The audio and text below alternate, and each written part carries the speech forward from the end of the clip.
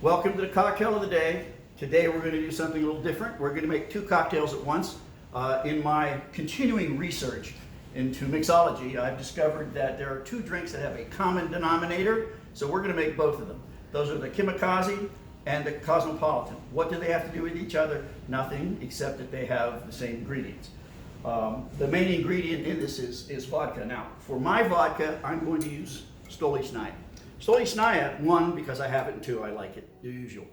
Stolichnaya has been the subject of a legal battle since the collapse of the Soviet Union. Of course, this was a Soviet-owned brand.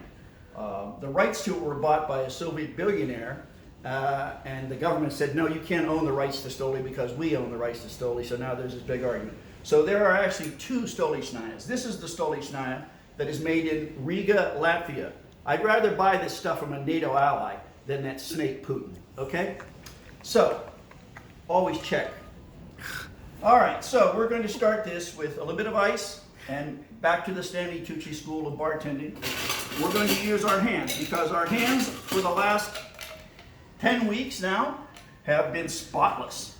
So, I'm going to make this a double batch because I'm going to end up with two separate drinks. So we're going to double this. So we're going to put 3 ounces of Stoli, 1, 2, and 3. So in other words, it's 1.5 ounces per drink.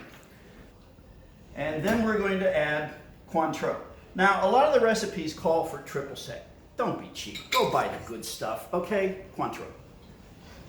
And trust me, you won't be dissatisfied. So, take 1.5 ounces. See how I just flipped that jigger? Clever.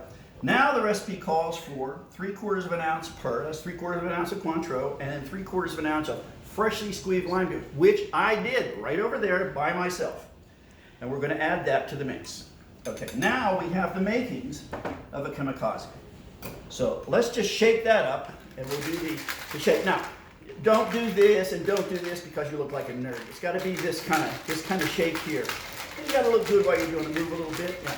You'll notice I'm wearing an apron. That's because I'm wearing a new shirt. This was the shirt I was going to wear on my Mediterranean cruise speaking engagement in July, which, thank you, China, is not happening. So, there's a hate speech in San Antonio, I think, right? Okay, so we'll shake this for a little bit, and then we'll strain this into, and it said put it into a cocktail glass, but I have not seen a picture of a real cocktail glass being used for Kamikaze or a Cosmopolitan. So we're going to use martini glass, and I'll put in what I believe to be about half of that. I measured this out earlier, so I'm fairly sure.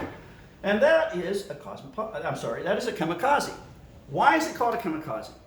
It's not an old name, it has nothing to do with the Japanese. There were a bunch of bartenders in Los Angeles experimenting with different drinks. And a guy made this particular cocktail, drank it, and he says, I'm sorry, I have to go to the bathroom, and collapsed right on his face. I think he just tripped over the bar stool, but anyway, that's how the name became born. So we're going to take what's left of this, and we're going to add the ingredient that makes it a Cosmopolitan, and that is cranberry juice. Now this is Oregon cranberry juice, no sugar, the real stuff. Pour that in there like that, shake it up. Again, non-nerd shake. Okay, and we'll pour that into a cocktail glass.